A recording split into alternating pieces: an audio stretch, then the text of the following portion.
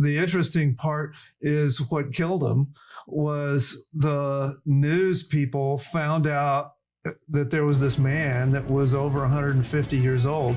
So they wanted to take him to London to show him off.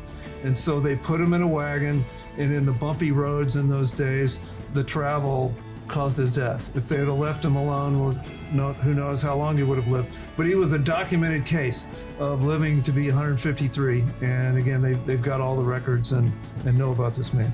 So in order to make up for killing him, they buried him in Westminster Abbey? Is that kind of the reason why he's there?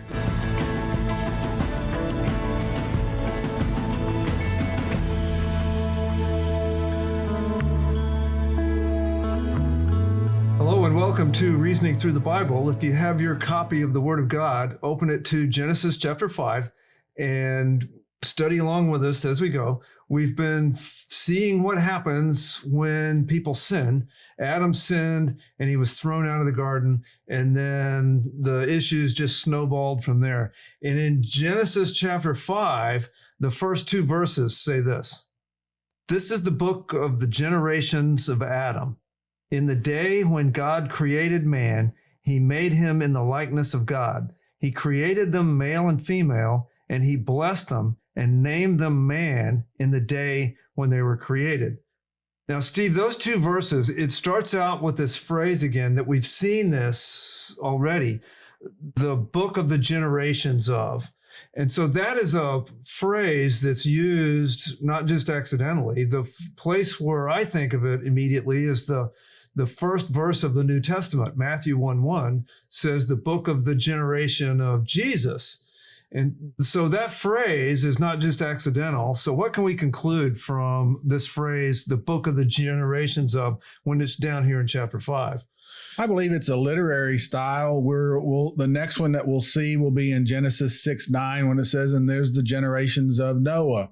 I think it's just a way to be able to block the text in a story and within the text itself to say, okay, we're moving now to a different area of the narrative, and it's a way to help outline the text and to help keep track of what's going on.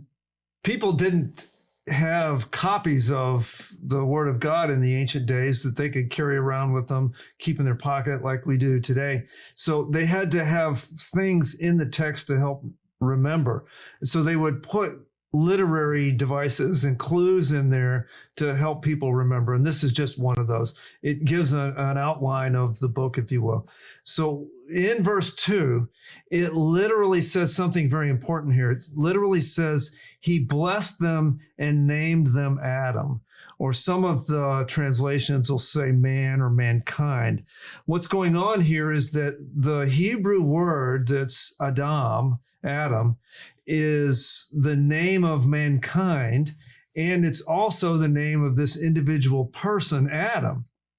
And so the same term is used there. Adam is mentioned in several genealogies, and even in this passage here, it's quite clear that he's talking about a person. If you look down at verse 5, it's very clear that he's got all the days that Adam lived were 930 years. And it talks about him dying and having sons and daughters. The genealogies in Chronicles and Luke list him along with names of other known people.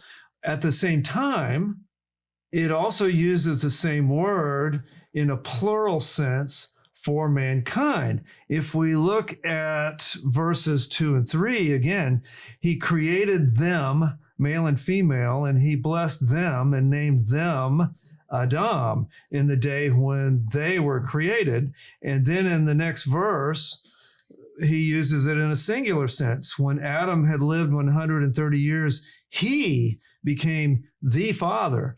So I just find it very interesting here. The Hebrew language is communicating some things that I think we should pay attention to, not sure how I could get very dogmatic about it, but the name of the first human being is also the name of mankind. And we have there a parallel between all of mankind that's sinning in when this first person sinned, and we all sinned in Adam, which it teaches in the book of Romans. So I just find that very interesting. The other thing, again, we have this parallel here is between Adam and Christ, because Christ was called the Son of Man, the Son of mankind. So we have here these quite clear parallels that to me are just fascinating and deep in between the first Adam that sinned and the last Adam that corrected the sin.